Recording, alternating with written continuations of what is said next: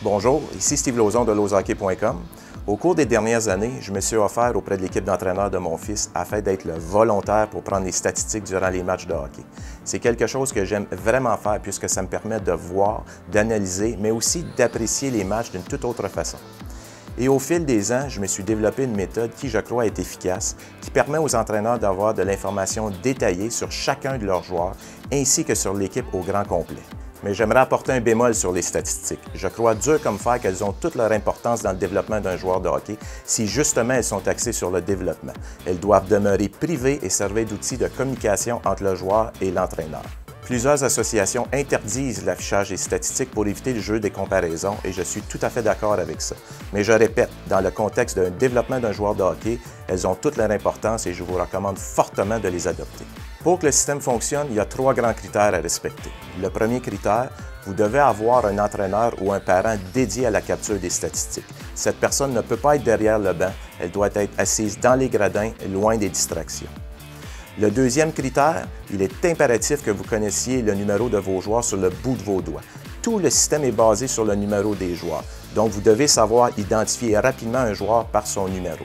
Et finalement, le troisième critère, assurez-vous d'avoir amplement de stylos à votre disposition puisqu'il n'y a rien de plus frustrant que de prendre une statistique et votre stylo ne fonctionne plus. Une fois que vous allez avoir maîtrisé le système, les statistiques que vous allez être en mesure de saisir sont les suivantes.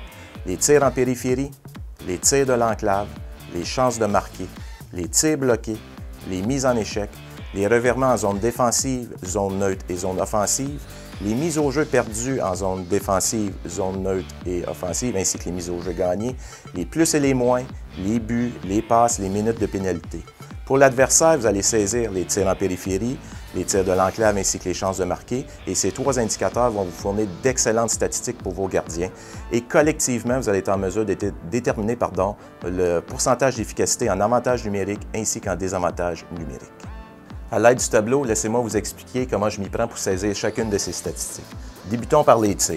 Un tir en périphérie, pour moi, c'est tout ce qui n'est pas dans la zone payante ou l'enclave ici. Donc, si disons qu'un de vos joueurs effectue un tir de cet endroit, vous allez inscrire directement son numéro. Disons le 14, tir au filet. C'est mon code, ça m'indique que le 14 a effectué un tir de cette région de la zone. Si un autre joueur effectue un tir de l'autre extrémité, donc ici, disons le 27, je vais écrire son numéro. Donc, plus que le match avance, plus que je vais avoir de numéros qui vont être inscrits. Et pour moi, un numéro sans code à côté identifie c'est un tir au filet.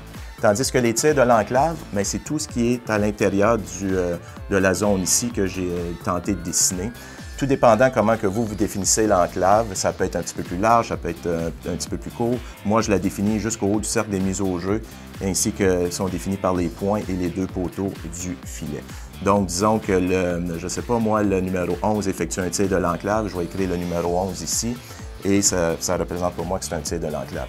Il y a une nette différence entre un tir qui provient de cet endroit ainsi qu'un tir qui provient de l'enclave. Si on croit que c'est une chance de marquer, et pour moi, une chance de marquer, c'est véritablement une chance de marquer, pas simplement un tir au filet, je vais l'identifier par un petit point à côté.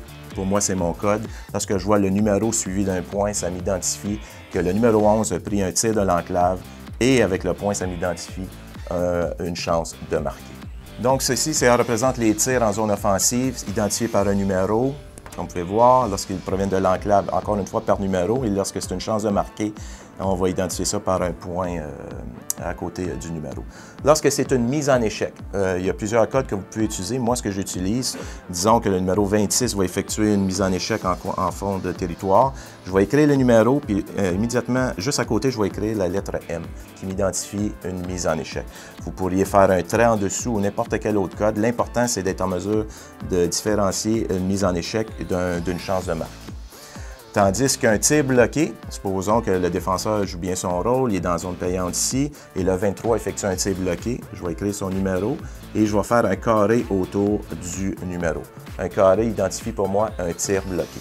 Un tir bloqué peut être n'importe où sur la patinoire, mais majoritairement sont dans la zone défensive. Lorsqu'on effectue un revirement, et un revirement, comprenez-moi bien, la vraie définition d'un revirement, c'est lorsqu'on a possession de la rondelle et on perd possession de celle-ci. Mais si on commence à noter tous les revirements que les joueurs font durant un match, surtout au hockey mineur, votre tableau va terminer puis il va être noir. Donc, c'est important de s'entendre avec l'entraîneur, c'est quoi la définition d'un revirement et de simplement capturer ceux-ci. Pour moi, un revirement, c'est véritablement une perte de rondelle qui a été causée par nous, soit par une passe qui a été faite à un inconnu, tout simplement, il n'y avait pas de joueur là, ou on effectue un dégagement qui est refusé, ou encore qu'on tricote trop longtemps la rondelle et on la perd en zone neutre, supposons, qui va être, je vous le dis tout de suite, la majorité de vos revirements. Donc, s'il y a un revirement, disons, en zone neutre qui est provoqué par le numéro 13, je vais indiquer le numéro et je vais l'encercler. Lorsque le numéro est encerclé, ça signifie un revirement.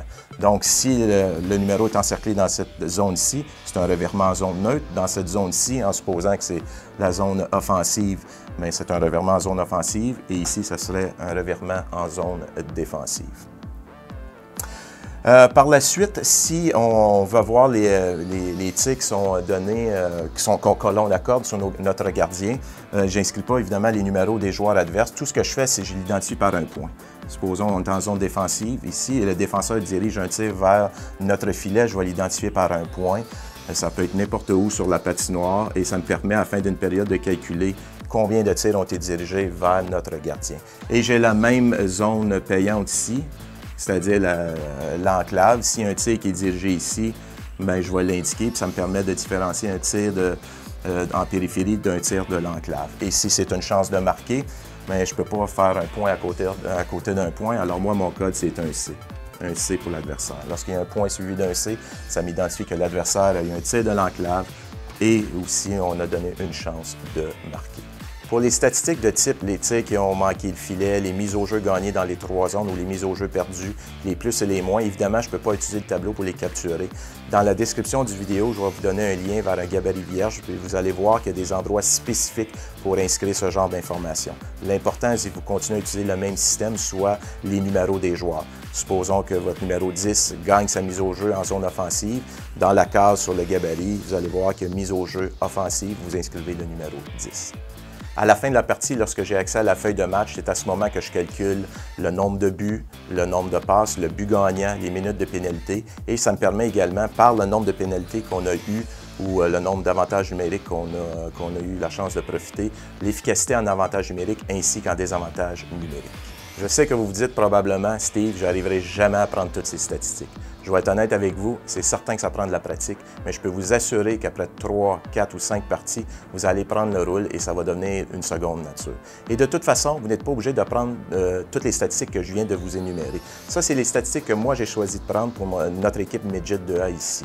Si votre entraîneur désire avoir simplement les tirs, mais prenez les tirs en périphérie de l'enclave et les chances de marquer, autant pour votre équipe que pour l'adversaire. Et partagez cela avec vos joueurs par la suite. Ce qui m'amène à dire, il ne sert à rien de prendre une statistique sur un joueur si on ne prend pas le temps de partager les résultats avec lui.